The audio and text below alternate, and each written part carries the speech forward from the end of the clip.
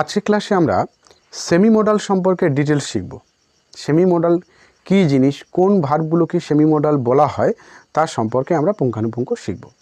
আমি এর আগের ক্লাসগুলোতে আমি প্রায়শই বলেছি যে নিড, ইউজ টু এবং ডেয়ার এই তিনটি মডাল অক্সিলারিকে সেমি মডাল অক্সিলারি বলা হয়। আজকে তার ডিটেলসটা আমরা দেখে নেব। এদেরকে সেমি মডাল অক্সিলারি কেন বলা হয় না, এরা কখনো কখনো অর্ডিনারি ভার্ব বা মেন ভার্ব হিসেবে কাজ করে, আবার কখনো কখনো মডাল ভার্ব হিসেবে কাজ করে, তাই এদের কিন্তু সেমি মডাল অক্সিলারি বলা হয়। তাও আমি প্রথমে তোমাদেরকে দেখাবো যে নিড এই semi modal auxiliary ordinary verb হিসেবে ব্যবহার হলে এ কীরকম কাজ করবে, এবং এ যখন মডাল অক্সিলারি হিসেবে কাজ করবে এর ফাংশনটা কীরকম হবে, তার পার্থক্যটা তোমরা একটু দেখে নাও।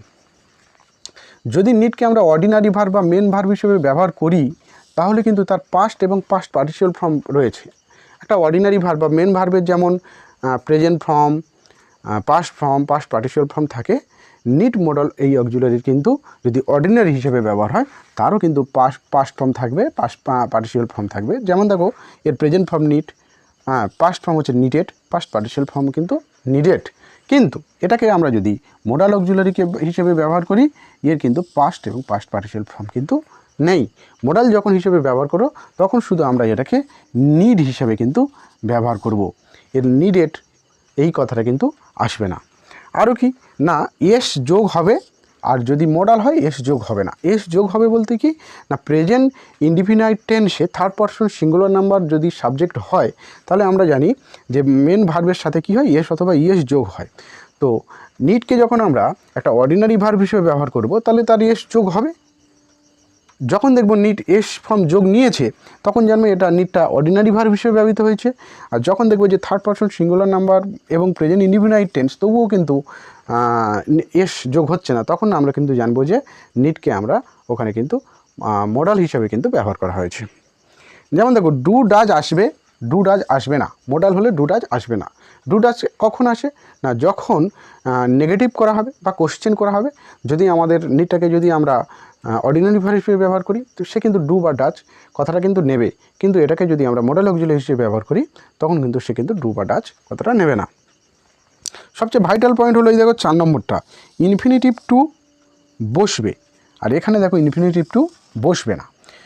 নিডটাকে আমরা মডাল হিসেবে ব্যবহার করা হয়েছে না অর্ডিনারি ভার্ব হিসেবে ব্যবহার করা হয়েছে, তার বোঝার অন্যতম উপায় হচ্ছে যদি নিড ভার্বটা যদি টু ইনফিনিটিভ নেয় তাহলে জানবে এটা একটা অর্ডিনারি ভার্ব হিসেবে বা মেন ভার্ব হিসেবে ব্যবহার করা হয়েছে। কিন্তু যদি টু না নেয়, অর্থাৎ এর যদি বেয়ার ইনফিনিটিভ, টু নেবে না মানে কি, টু নেবে না মানে বেয়ার ইনফিনিটিভ। আমি তোমাদের বেয়ার ইনফিনিটিভ সম্পর্কে যখন শেখাই ইনফিনিটিভের ক্লাসে কিন্তু বেয়ার ইনফিনিটিভ সম্পর্কে বলেছি, সেখানে আমি দেখিয়েছি কিছু কিছু ভার্ব টু বোঝাবে কিন্তু টু নেবে না, টু লিখতে হবে না, বলতে হবে না। এই মডাল অক্সিলারি হিসেবে ব্যবহার হলে কিন্তু এ কিন্তু টু বসবে না। এবার আমরা দেখে নেব অর্ডিনারি ভার্ব হিসেবে আমরা যখন ব্যবহার করব ডেয়ার সেমি মডালকে তখন তার ফাংশনটা কীরকম হবে, এবং যখন আমরা একে মডাল অক্সিলারি হিসেবে ব্যবহার করব তার ফাংশনটা কীরকম হবে। দেখো একে যদি আমরা অর্ডিনারি হিসেবে ব্যবহার করি এর পাস্ট এবং পাস্ট পার্টিসিপাল ফর্ম থাকবে নিডের মতো। যেমন দেখো ডেয়ার, তার সিম্পল ফর্ম, তার পাস্ট ফর্ম হচ্ছে ডেয়ার, পাস্ট পার্টিসিপাল ফর্মও কিন্তু ডেয়ার্ড। কিন্তু একে আমরা যখন মডাল অক্সিলারি হিসেবে ব্যবহার করব এর কিন্তু পাস্ট ফর্ম হবে কিন্তু পাস্ট পার্টিসিপাল ফর্ম হবে না। নিডের ক্ষেত্রে পাস্ট এবং পাস্ট পার্টিসিপাল ফর্ম কিছুই হবে না যখন মডাল অক্সিলারি হিসেবে ওকে ব্যবহার করব নিডকে। কিন্তু আমরা যখন ডেয়ারকে যখন মডাল হিসেবে ব্যবহার করব পাস্ট ফর্ম হবে। আমি যখন মডালের ক্লাস যখন তোমাদের করিয়েছিলাম মডালের ব্যবহার কীরকম করব সেখানে আমি দেখিয়েছি যে ডেয়ার এই মডালকে আমরা প্রেজেন্ট টেন্সেও ব্যবহার করেছি এবং পাস্ট টেন্সেও কিন্তু ব্যবহার করেছি। এর প্রেজেন্ট এবং পাস্ট দুরকম ব্যবহার করেছি। তাই এর কিন্তু পাস্ট পার্টিসিপাল ফর্ম নেই, কিন্তু এর পাস্ট ফর্ম রয়েছে, কিন্তু পাস্ট পার্টিসিপাল ফর্ম নেই। অর্থাৎ ডেয়ার থেকে ডেয়ার্ড হবে কিন্তু পাস্ট পার্টিসিপাল ফর্ম হবে না। এস ফর্ম যোগ হবে, এস ফর্ম যোগ হবে না মডাল হিসেবে ব্যবহৃত হলে। ডু বা ডাজ আসবে, ডু বা ডাজ আসবে না, এরও সেই নিডের মতো, এবং ইনফিনিটিভ টু বসবে, আর এখানে কিন্তু ইনফিনিটিভ টু বসবে না, অর্থাৎ বেয়ার ইনফিনিটিভ হিসেবে কিন্তু কাজ করবে। এবার আমি ডেয়ার নিয়ে এমন দুটো এক্সাম্পল তোমাদেরকে আমি দেখাবো যেটা দেখার পর তোমাদের মনে একটা কনফিউশন আসবে। যেমন ধরো আমি তোমাদেরকে বলেছি যে ডেয়ারকে আমরা যখন অর্ডিনারি ভার্ব বা মেন ভার্ব হিসেবে ব্যবহার করব, সে কিন্তু ডু ভার্ব নেবে কোশ্চেনে বা নেগেটিভেও ডু ভার্ব নেবে, এবং সে কিন্তু টু ইনফিনিটিভ নেবে।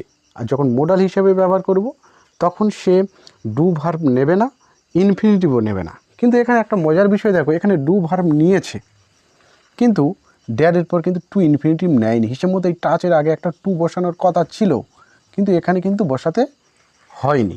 তাহলে তোমাদের দেখে মনে হতে পারে যে টু আমি বসাইনি, তাহলে এটা তো তাহলে মোডাল অক্সিলারি হিসেবে ব্যবহৃত হচ্ছে। আবার এখানে ডু আমি বসিয়েছি, তাহলে এটাকে তো আমি ব্যবহার করছি অর্ডিনারি ভার্ব হিসেবে, তাহলে কনফিউশন চলে আসছে। তোমরা তখন বলবে স্যার আপনি তো বলেছেন যে টু নেবে না, মোডাল হলে টু নেবে না, তাহলে এখানে টু নেয়নি, তাহলে এটা আমরা মোডাল বলবো, তাই না? আবার এখানে ডু নিয়েছে, যে বলবে স্যার আপনি তো বলেছেন ডু নিলে তো এটা তো অর্ডিনারি ভার্ব, তাহলে এটা তো অর্ডিনারি ভার্ব হিসেবে ব্যবহার হচ্ছে, তাহলে এখানে আপনি এখানে টু বসছে না কেন? দেখো, ইংরেজি গ্রামার হচ্ছে এমন একটা জিনিস, আমরা নিয়ম লেখাতে গিয়ে বলি যে সাধারণত এইভাবে বসে, তাই বলে যে এ সবসময় সেই নিয়ম ফলো করবে তার কিন্তু কোনো মানে নেই, ব্যতিক্রমী থাকবে। ঠিক আছে, এটাও ঠিক সেরকম কিন্তু ব্যতিক্রমী। এখানে টু বসানোর কথা কিন্তু টু বসবে না। এখানেও দেখো সেম, এটা ডিড নট এসছে, তাহলে অর্ডিনারি ভার্ব হিসেবে ব্যবহৃত হচ্ছে, তাহলে এখানে কিন্তু টু নেওয়ার কথা ছিল কিন্তু নেয়নি, তাহলে মনে হতে পারে এটা কিন্তু মোডাল। এখানে এটা মিক্সড স্ট্রাকচার হিসেবে বসেছে, মিক্সড স্ট্রাকচার। কিসের মিক্সড স্ট্রাকচার? না, অর্ডিনারি প্লাস মোডালের মিক্সড স্ট্রাকচার। এই কিছুটা অর্ডিনারি, কিছুটা মোডাল। তাহলে ব্যতিক্রমী যে থাকবে না এমন ধারণাটা কিন্তু ভুল, ব্যতিক্রমী থাকবে। তো আশা করি সেমি মডালটা কী জিনিস একটু হলেও তোমাদেরকে আমি বোঝাতে পেরেছি। যারা আমার ক্লাস ফলো করছো, আশা করি তারা একটু হলেও, যারা নিয়মিত ফলো করছো একটু হলেও তারা শিখছো। আমার চ্যানেলের মাধ্যমে আমি এই ধরনের নতুন নতুন ভিডিও, নতুন নতুন ইংরেজি ক্লাস নেওয়ার চেষ্টা করছি এবং তোমাদেরকে শেখানোর চেষ্টা করছি। যারা আমার চ্যানেল ফলো করছো তাদেরকে অসংখ্য অসংখ্য ধন্যবাদ। আজকের মতো বিদায় নিচ্ছি, আর একটা ক্লাস নিয়ে খুব শীঘ্রই হাজির হব। Good bye.